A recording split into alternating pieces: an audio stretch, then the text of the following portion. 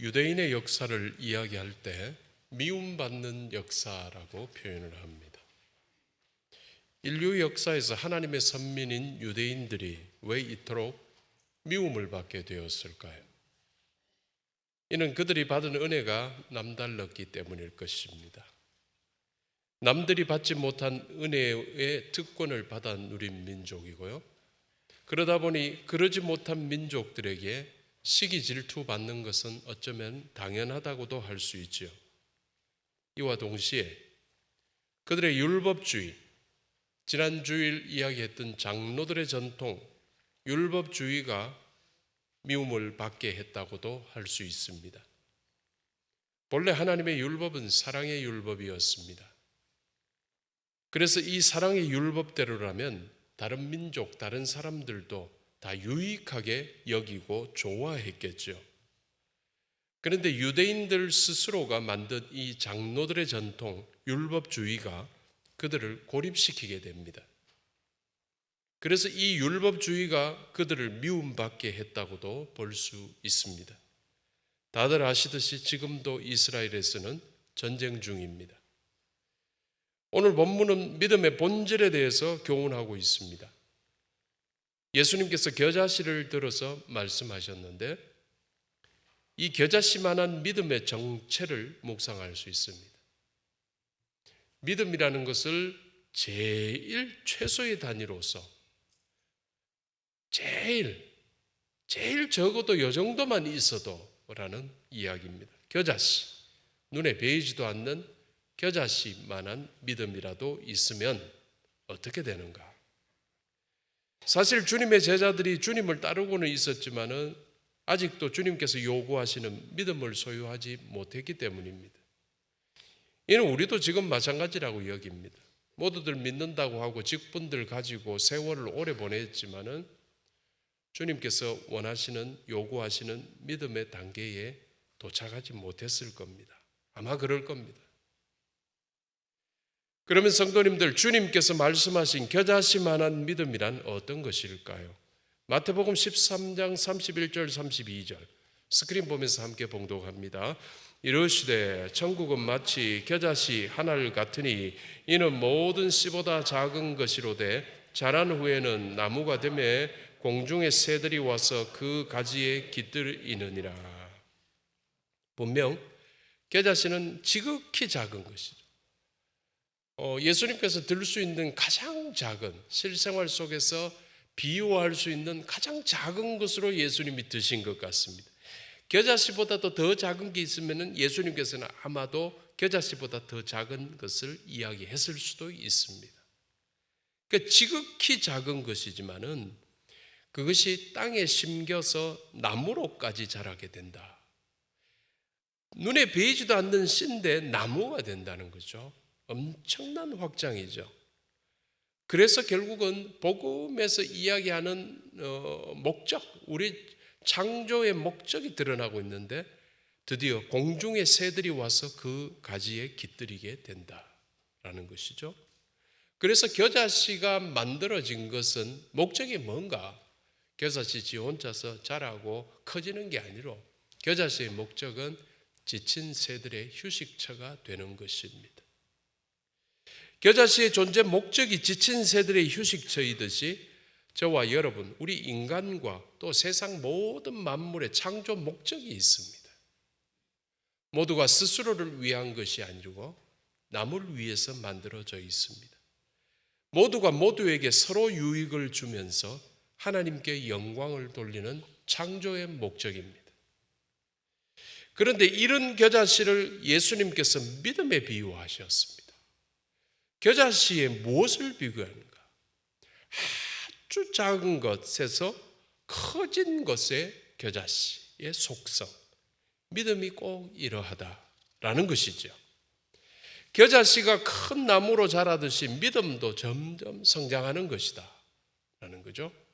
그 새신자로 들어와가지고 정말로 성경을 하나도 모르고 창세기가 어디 있는지도 모르고 이랬던 시절에 예수님도 모르고 아무것도 몰랐던데 그 믿음하고 믿음이 한 주, 두 주 지나가면서 1년, 2년, 10년, 20년 가면서 믿음이 커지는 거죠.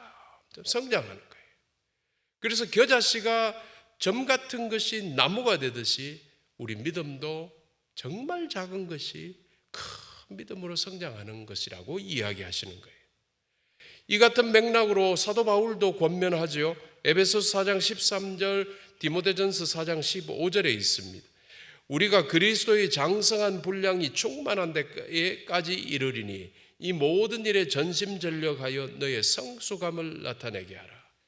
믿음이 지금으로 만족하지 말고 장성해라. 어디까지? 그리스도의 장성한 분량, 충만한 데까지. 이건 지금 보면 그리스도의 영역까지 올라간다는 거 어마어마하잖아요. 그게 또 장성한이라는 표현을 했죠. 거기다가 또 충만함이라 했어요. 믿음은 커져야 된다는 거예요. 그리고 또 성숙함, 전심전력해서 성숙해져라 라고 이야기하는 거죠. 그래서 자라나지 못하는 처음 단계에서 계속 있는 그 믿음은 결코 온전한 믿음이 될 수 없는 겁니다. 그렇다면 성도님들, 잘 자라나는 온전한 믿음이란 예수님께서 말씀하셨는데 어떤 믿음을 말하는 것일까요? 예수님의 육신의 동생 야고보가 이에 대해서 가르쳐주고 있습니다. 사도 야고보가 아닙니다. 예수님의 제자 중에 야고보가 있었고 이 야고보는 나중에 사도가 됐어요. 사도 야고보는 예수님의 제자 출신입니다. 그런데 야고보서를 쓴 야고보는 예수님의 육신의 동생 마리아가 요셉과 마리아 사이에서 태어난 남자 동생입니다. 이 야고보가 나중에 예루살렘 교회의 지도자가 됩니다. 예수님의 동생이고 또 예수님의 부활을 체험하면서 변하죠. 그래서 교회의 지도자가 되는데 이 야고보가 야고보서를 쓰는데 2장 22절에 이런 말을 씁니다. 믿음이 그의 행함과 함께 일하고 행함으로 믿음이 온전하게 되었느니라. 결국은 믿음이 온전하다면 잘 자라서 온전하는 믿음이라는 것은 믿음이 보이지 않는 믿음이 내 속에만 갇혀 있는 것이 아니라 내 삶에서 행위로 드러나게 된다라는 것을 그는 이야기하죠. 그래서 믿는다고 하면서도 믿음이 자라나지 못하는 사람은 어떤 사람이냐? 돌밭에 뿌려진 씨앗과 같아서 잠시는 자라는 것 같아요. 그러나 환난이나 핍박이 오면 곧 넘어지고 마는 사람들을 이야기합니다. 성도들 속에도 이럴 사람들이 있을 수 있습니다. 어쩌면 마치 기회라도 얻은 양, 기회를 기다렸다는 듯이 교회를 안 나오는 사람들이 있습니다. 어떤 계기만 되면. 그런데 대부분의 성도들은 어떠한 불이익이 있고 나오지 못할 조건이 주어져도 교회에 끝까지 나오고 어떠한 조금의 조건만 있어도 교회를 이탈하는 경우도 있습니다. 비가 내리고 창수가 나고 바람이 불 때 모래 위에 지은 집은 와르르 무너지고 맙니다. 믿음이 자라나지 않으면 그렇습니다. 반면에 자라나는 온전한 믿음을 소유한 사람은 마치 반석 위에 지은 집 같다. 여러분, 반석 위에 집을 지어 놓으니까 바람이 불고 비가 오면 반석이 끄떡을 하지 않네. 그래서 비가 내리고 바람이 불어 그 집에 부딪혀도 좀처럼 끄떡하지 않습니다. 정말 대단하죠? 정말 대단해. 여러분, 다이하드라는 영화 있지 않습니까? 참 재밌는 영화죠. 그 뜻이 다이하드가 좀처럼 죽지 않는다는 뜻이거든요. 그러니까 끝까지 버틴다는 거예요. 그래서 좀처럼 죽지 않고 끝까지 버티고 넘어지는 듯 하다가도 오뚜기처럼 일어나는 거예요.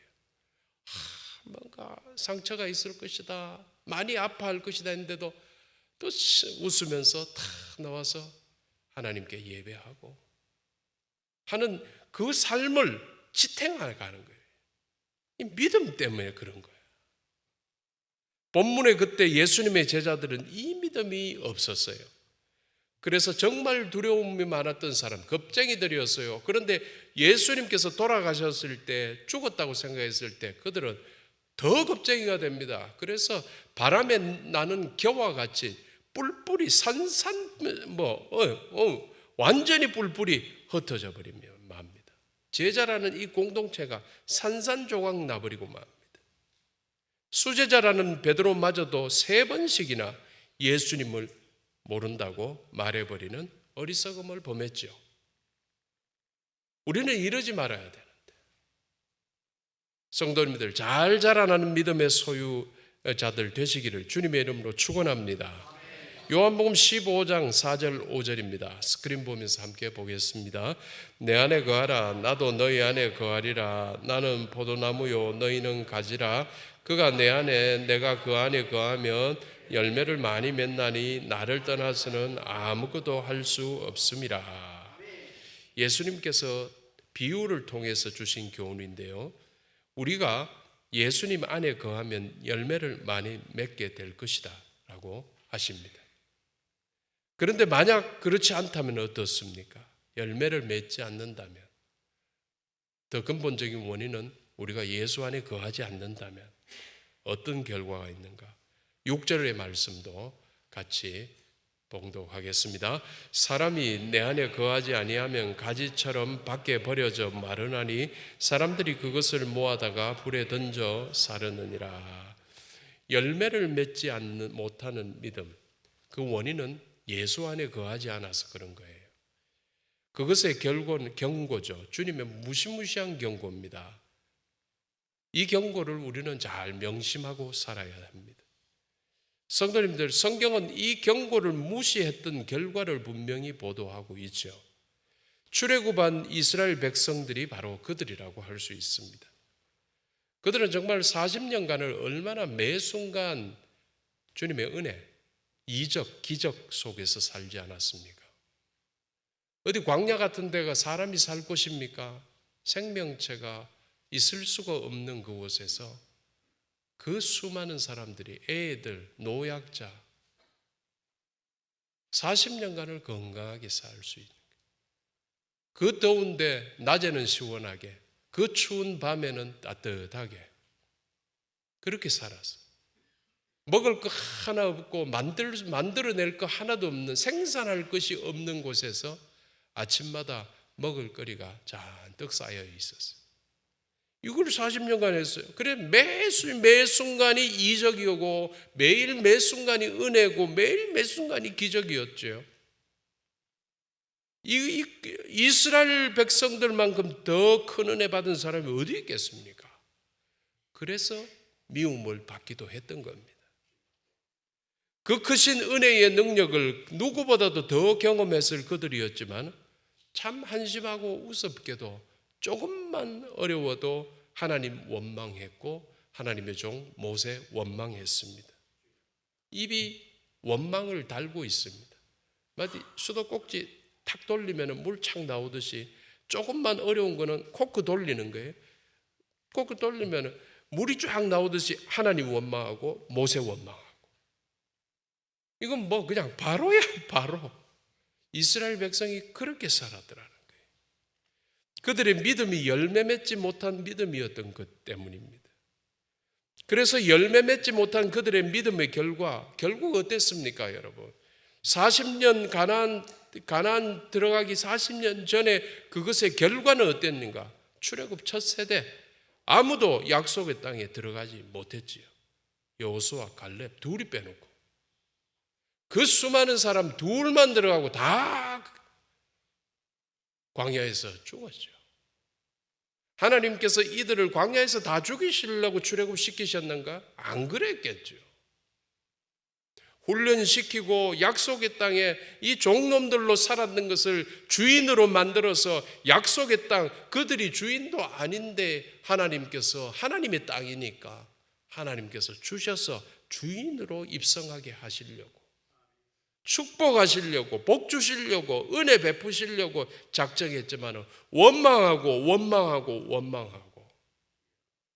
믿음 없는 행동들로 끝까지 하나님을 얼마나 실망시키는 행위들을 통해서 믿음이 없을 때 그들은 결국 아무도 약속의 땅에 들어가지 못했습니다. 이에 대해 히브리서 기자가 뚜렷하게 진술했지요. 히브리서 3장 19절입니다.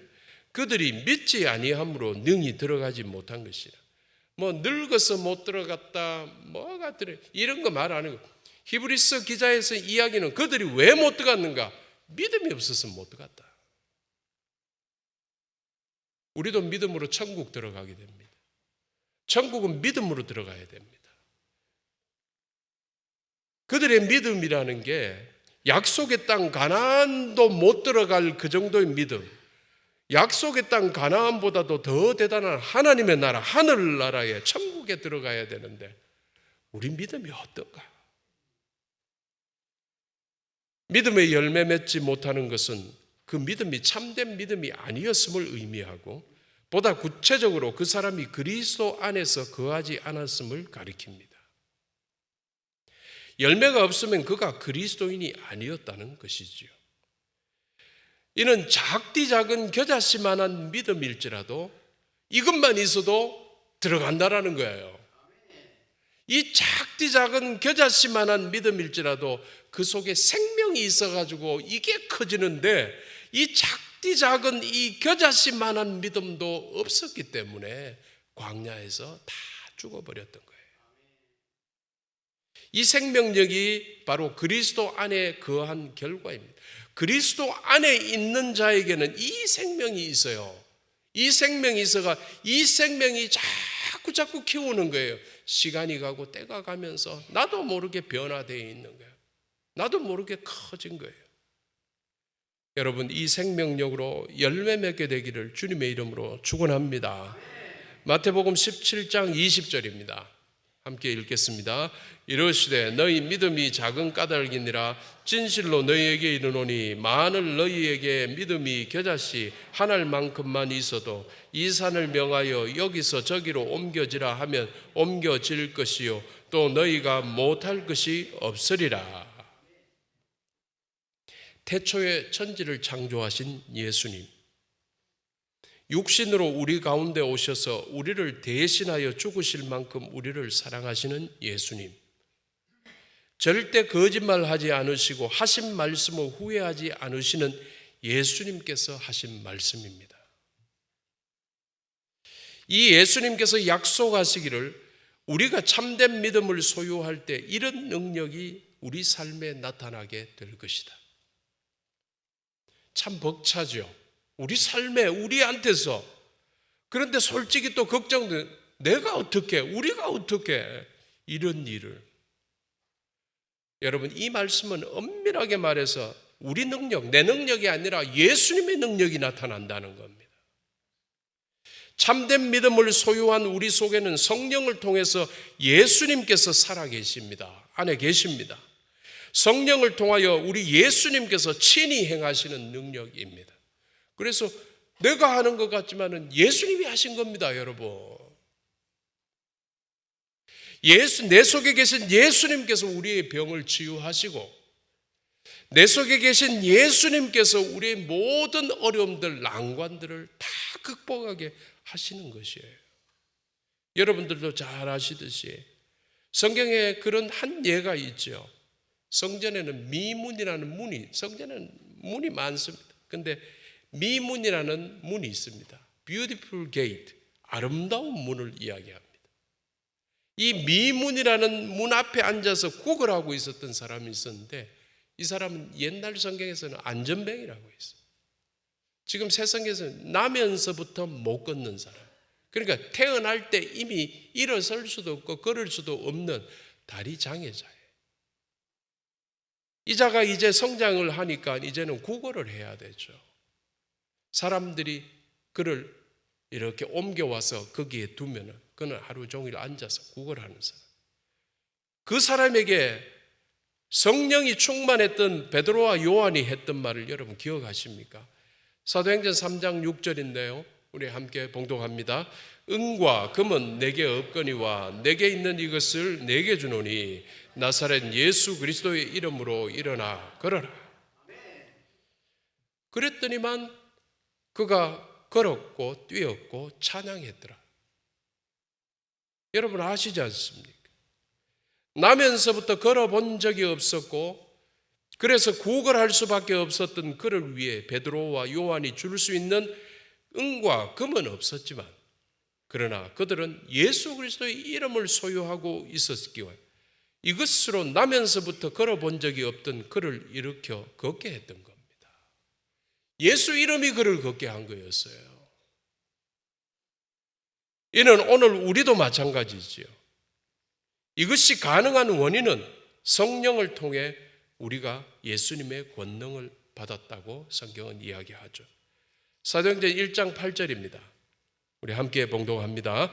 오직 성령이 너희에게 임하시면 너희가 권능을 받고 예루살렘과 온 유대와 사마리아와 땅끝까지 이르러 내 증인이 되리라 하시니라 했습니다. 성령을 통해서 우리 속에, 믿음 있는 우리 속에 예수님께서 들어오시는데, 예수님께서 오시면서 예수님, 하나님이신 예수님의 당신의 권능을 가지고 우리 속에 들어오시니까 우리가 권능을 함께 받는 거예요. 그래서 우리가 권능을 받아가지고 뭘 하느냐 하면은 이걸 참고 있고 감추고 있을 수 없기 때문에 우리는 온 세상에 나가서 내 증인이 되리라. 예수님에 대한 증인이 된다는 거예요. 부활하신 예수님, 하나님이신 예수님에 대한 증인이 된다. 그래서 이 권능을 가진 자, 권능을 받은 자가 증인의 사명을 감당할 수 있는 거예요. 여러분, 증인으로 사십니까?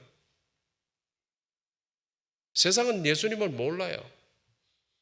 세상이 무슨 성경책을 알겠어요? 그리스도인들도 성경을 잘 모르는데, 하나도 모르는데 교회 다니고 있는 나, 예수 믿는다고 하는 내가 하는 말이 예수님께서 하시는 말로 알고 있어요. 예수를 모르는 자가, 성경을 모르는 자가 내가 하는 행동이 그가 믿고 있는, 내가 믿고 있는 예수님께서 가르쳐 주신 대로 행할 줄로 세상은 알고 있어요. 여러분, 증인으로 사십니까? 그거죠. 내가 예수님이 하신 말씀으로 말하고 살아야 돼요. 내가 예수님께서 가르쳐 주신 대로 행동하며 살아야 된다는 거예요. 그게 증인이라는 거예요. 세상에서 하나님 나라를 확장시키는 것은 결국은 성경책을 나누어 주는 게 아니에요. 성경 줘도 안 봐요, 사람들. 읽지 않고 보지 않아도 내 삶을 같이 살잖아. 이웃으로. 같이 사는 사람에게서 우리 예수님의 말씀을 알게 되고 예수님의 그 교훈을 알게 되는 거예요. 예수를 믿게 되는 일이 생기는 거예요. 그게 하나님 나라의 확장입니다. 결론을 맺습니다. 이처럼 자라나고 열매 맺고 능력이 있음이 믿음의 성격입니다. 이게 믿음의 확장성이라고 할 수 있는데, 이 믿음이 벌어지는 나라가 바로 하나님의 나라이고, 그래서 오늘 설교 제목도 하나님의 나라의 확장이라고 했습니다. 하나님 나라가 확장하는 것이 하나님 나라의 특징인데, 사실 오늘날 우리 현실이 어떻습니까? 소멸을 걱정하는 인구 감소예요. 나라가 없어지고, 어느 군이 없어지고, 그 다음 나라 없어지겠지요. 소멸을 걱정하는 인구 감소 시대, 인구 절벽 시대를 맞아서 교회가 많이 위축됩니다. 교회의 역량도 많이 위축되고 있어요. 아니, 교회가 늘어나야, 성도가 늘어나고 교회의 역량이 커져야지 하나님 나라의 확장이 생길 수 있지 않습니까? 라고 반문할 수 있지만 우리 현실이 정반대로 가고 있는데, 그렇다면 하나님의 나라가 확장할 것이라는 우리 말씀은 어떻게 해석을 해야 되나? 그것은 바로 똑같은 우리이지만 1년 전에, 2년 전, 10년 전에 나지만은 우리 같은 그리스도의 삶이 1년 전, 2년 전, 10년 전보다 달라져야 된다는 거예요.